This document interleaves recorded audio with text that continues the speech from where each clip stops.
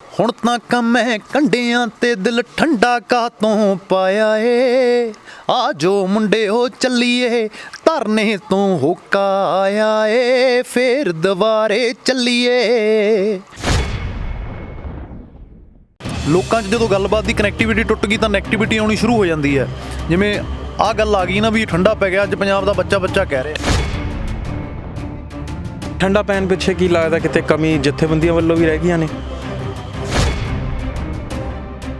ਅਸੀਂ ਜਥੇਬੰਦੀਆਂ ਦਾ ਸਤਿਕਾਰ ਕਰਦੇ ਹਾਂ, ਅਸੀਂ ਜਥੇਬੰਦੀਆਂ ਦੇ ਨਾਲ ਖੜੇ ਹਾਂ, ਪਰ ਮੈਨੂੰ ਲੱਗਦਾ ਵੀ ਜਿੰਨਾ ਇਹ ਲੰਬਾ ਹੋ ਗਿਆ ਹੁਣ ਉਹ ਘੜੀ ਆ ਗਈ ਵੀ ਕੋਈ ਨਾ ਕੋਈ ਫੈਸਲਾ ਇਦਾਂ ਦਾ ਲਿਆ ਜਾਵੇ, ਕੋਈ ਨਾ ਕੋਈ ਪ੍ਰੋਗਰਾਮ ਇਦਾਂ ਦਾ ਦਿਆ ਜਾਵੇ ਜਿਹਦੇ ਨਾਲ ਇੱਕ ਦੁਬਾਰੇ ਇੱਕ ਲਹਿਰ ਖੜੀ ਹੋ ਸਕੇ ਜਿਵੇਂ ਪਹਿਲਾਂ ਹੋਈ ਸੀ।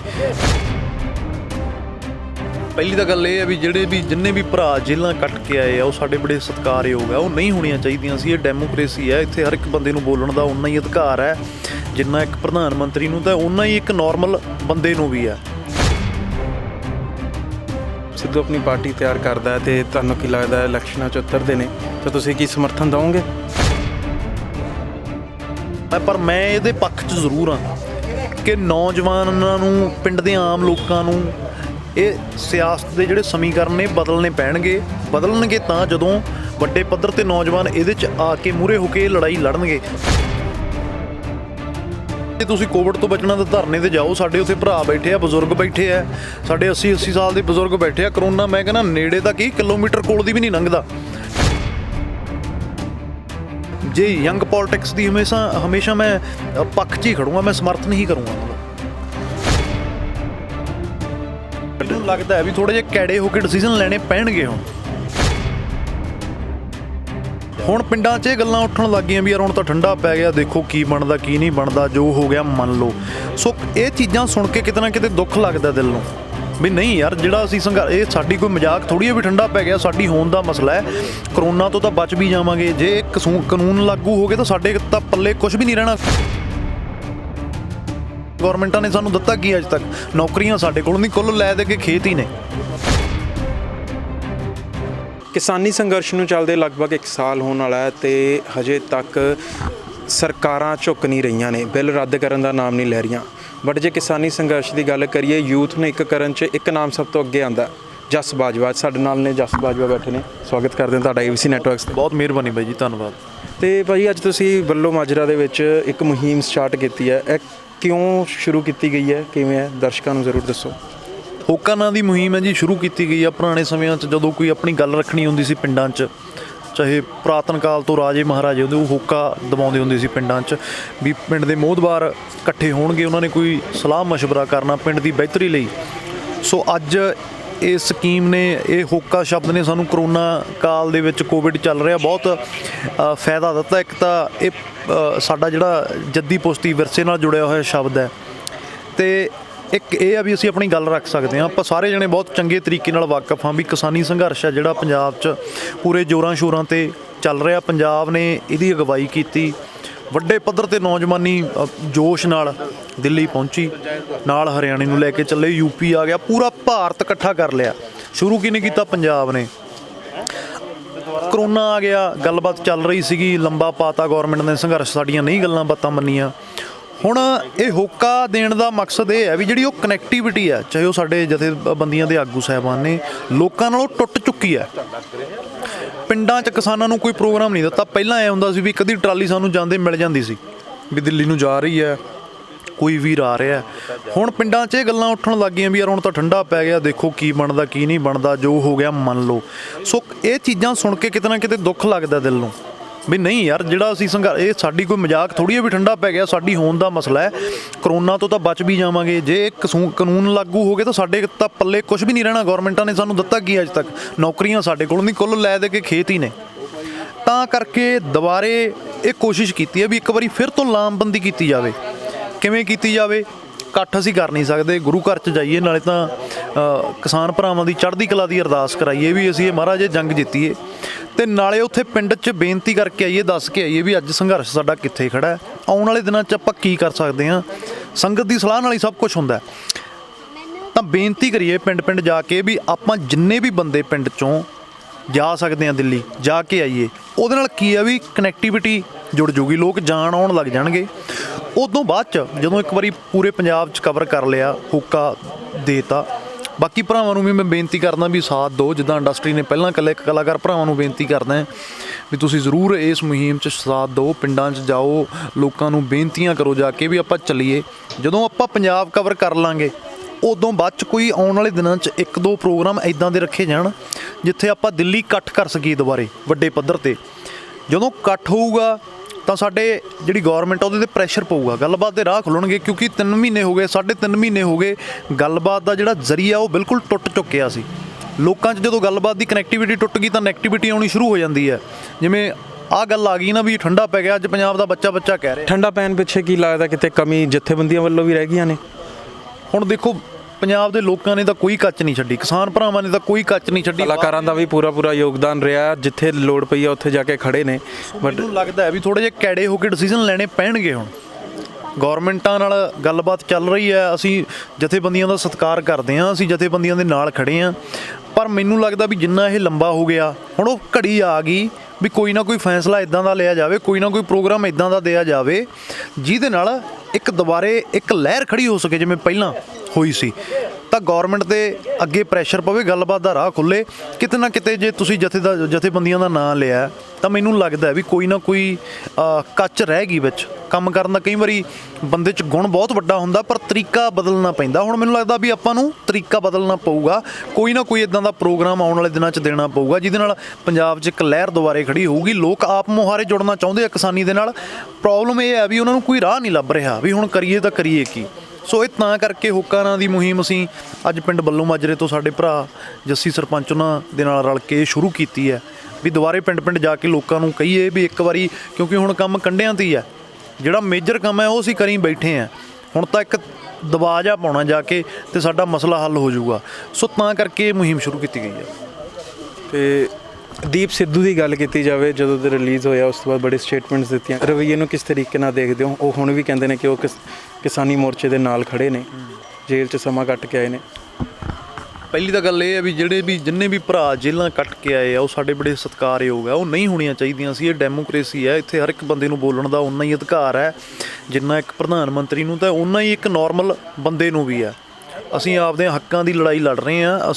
ਸਾਡੇ ਤੇ ਜਿਹੜਾ ਗੌਰਮੈਂਟ ਵੱਲੋਂ ਅਨਿਆਏ ਕੀਤਾ ਗਿਆ, ਕਾਲੇ ਕਾਨੂੰਨ ਬਣਾਏ ਨੇ, ਤਾਂ ਸਾਡਾ ਕੋਈ ਪੰਜਾਬ ਦਾ ਬੁੱਧੀਜੀਵੀ ਬੰਦਾ ਨਹੀਂ ਵਿੱਚ ਰੱਖਿਆ ਗਿਆ, ਸਾਤੋਂ ਪੁੱਛਿਆ ਨਹੀਂ ਗਿਆ, ਸਾਤੋਂ ਥੋਪਿਆ ਗਿਆ ਸਾਡੇ ਤੇ।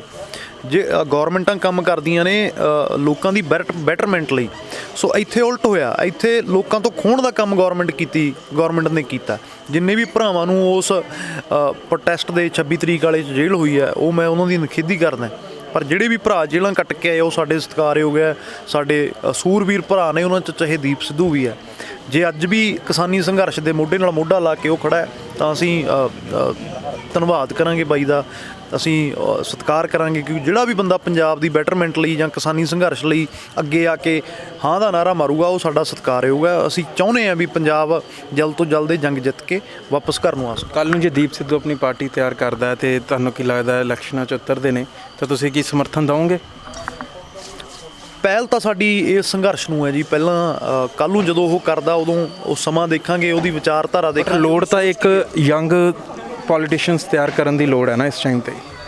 ਇਹ ਪੰਜਾਬ ਦੇ ਲੋਕਾਂ ਦਾ ਕੰਮ ਹੈ, ਪਰ ਮੈਂ ਇਹਦੇ ਪੱਖ 'ਚ ਜ਼ਰੂਰ ਹਾਂ ਕਿ ਨੌਜਵਾਨਾਂ ਨੂੰ, ਪਿੰਡ ਦੇ ਆਮ ਲੋਕਾਂ ਨੂੰ ਇਹ ਸਿਆਸਤ ਦੇ ਜਿਹੜੇ ਸਮੀਕਰਨ ਨੇ ਬਦਲਣੇ ਬਦਲਣਗੇ ਤਾਂ ਜਦੋਂ ਵੱਡੇ ਪੱਧਰ 'ਤੇ ਨੌਜਵਾਨ ਇਹਦੇ 'ਚ ਆ ਕੇ ਮੂਹਰੇ ਹੋ ਕੇ ਇਹ ਲੜਾਈ ਲੜਨਗੇ।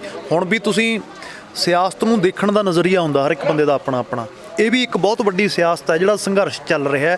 ਤੁਸੀਂ ਇੱਥੇ ਵੀ ਪਿੰਡਾਂ 'ਚੋਂ ਇਕੱਠ ਕਰਕੇ ਲਾਮਬੰਦ ਕਰਕੇ ਲੈ ਕੇ ਗਏ ਹੋ ਨਾ, ਤਾਂ ਤੁਸੀਂ ਪੰਜਾਬ ਦੀ ਬੈਟਰਮੈਂਟ ਲਈ ਵੀ ਉਵੇਂ ਹੀ ਕੰਮ ਕਰ ਸਕਦੇ ਹੋ। ਸਾਡੇ 'ਚ ਕੋਈ ਪੰਜਾਬ ਦੇ ਨੌਜਵਾਨਾਂ 'ਚ ਕਮੀਆਂ ਨਹੀਂ। ਮੈਂ ਤਾਂ ਚਾਹੁੰਦਾ ਵੀ ਪੰਜਾਬ ਦੇ ਜਿਹੜੇ ਸਾਡੇ ਪਿੰਡਾਂ ਦੇ ਮੁੰਡੇ ਆ, ਨੌਜਵਾਨ ਨੇ, ਉਹ ਅੱਗੇ ਆ ਕੇ ਆਪਣੇ ਹਲਕੇ ਦੀ ਨੁਮਾਇੰਦਗੀ ਕਰਨ, ਅਗਵਾਈ ਕਰਨ, ਤਾਂ ਜੋ ਪੰਜਾਬ ਦੁਬਾਰੇ, ਜਿਹਨੂੰ ਸੋਨੇ ਦੀ ਚਿੜੀ ਕਿਹਾ ਜਾਂਦਾ ਸੀ, ਅੱਜ ਕੰਗਾਲ ਕਰਕੇ ਰੱਖਤਾ ਪੰਜਾਬ। ਪਾਣੀ ਸਾਡਾ ਕਿੰਨਾ, ਸਭ ਤੋਂ ਵੱਡਾ ਸਾਡੀ ਨੇਚਰ ਅੱਜ ਕਿੱਥੇ ਖੜ ਗਈ ਹੈ ਨਾ, ਦਰਖਤ ਲਗਾਤਾਰ ਕੱਟੇ ਜਾ ਰਹੇ ਆ, ਕੈਂਸਰ ਘਰ 'ਚ ਹੈ।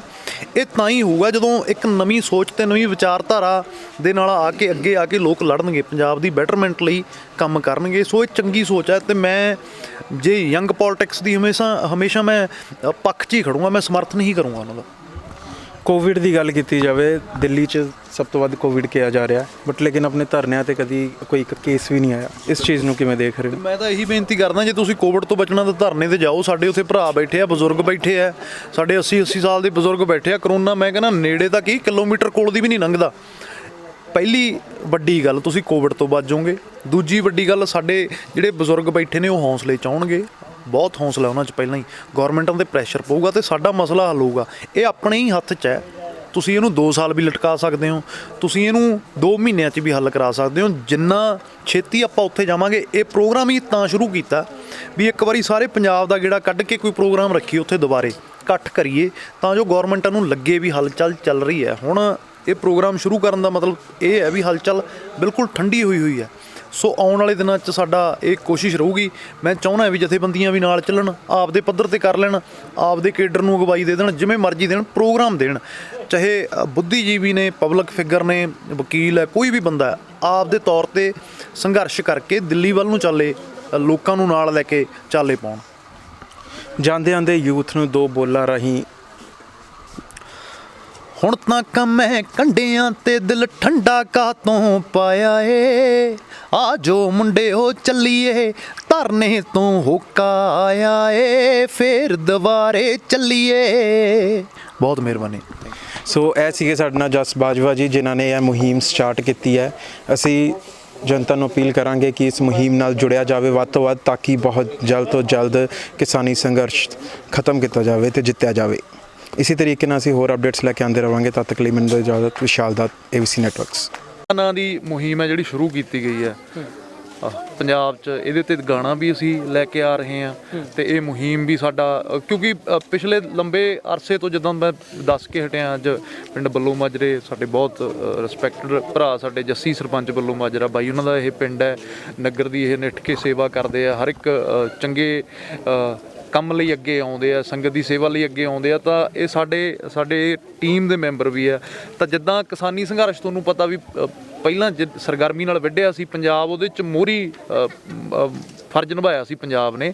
ਤਾਂ ਹੁਣ ਦੁਬਾਰੇ ਇੱਕ ਕਰੋਨਾ ਕਾਲ ਜਿਹੜਾ ਚੱਲ ਪਿਆ, ਜਿਹੜੀ ਸੈਕੰਡ ਵੇਵ ਜਿਹਨੂੰ ਕਹਿ ਦਿੱਤਾ ਜਾਂਦਾ, ਲੋਕਡਾਊਨ ਵਗੈਰਾ ਲੱਗਿਆ। ਪਰ ਹੁਣ ਮੈਨੂੰ ਲੱਗਦਾ ਵੀ ਇਹ 15 ਤਰੀਕ ਤੋਂ ਬਾਅਦ ਗੌਰਮੈਂਟ ਦੇ ਸੇਮ 31 ਤਰੀਕ ਤੱਕ ਉਹੀ ਰੂਲ ਆ ਚੁੱਕੇ ਆ। ਹੋ ਸਕਦਾ ਅੱਗੇ ਹੋਰ ਵੀ ਜਾਵੇ, 2 ਮਹੀਨੇ, 3 ਮਹੀਨੇ, 4 ਮਹੀਨੇ। ਤਾਂ ਇਹਦੇ ਦਰਮਿਆਨ ਸਾਨੂੰ ਜਿਹੜੀ ਆਪਣੀ ਜੰਗ ਹੈ ਉਹ ਵੀ ਜਾਰੀ ਰੱਖਣ ਲਈ ਇਹ ਤਰੀਕਾ ਲੱਗਿਆ ਕਿ ਅਸੀਂ ਇਕੱਠ ਨਹੀਂ ਕਰਾਂਗੇ। ਜਿੱਦਾਂ ਮਹਾਂ ਪੰਚਾਇਤਾਂ ਦਾ ਦੌਰ ਪੰਜਾਬ 'ਚ ਤੁਸੀਂ ਦੇਖਿਆ, ਲੱਖ 2-2 ਲੱਖ ਬੰਦਾ ਇਕੱਠੇ ਹੁੰਦੇ ਸੀ, ਤਾਂ ਉੱਥੇ ਅਸੀਂ ਆਪਣੀ ਗੱਲ ਵੀ ਰੱਖ ਸਕਦੇ ਸੀ ਤੇ ਆਪਣੇ ਭਰਾਵਾਂ ਨੂੰ ਦਿੱਲੀ ਜਾਣ ਲਈ ਪ੍ਰੇਰਿਤ ਵੀ ਕਰ ਸਕਦੇ ਸੀ।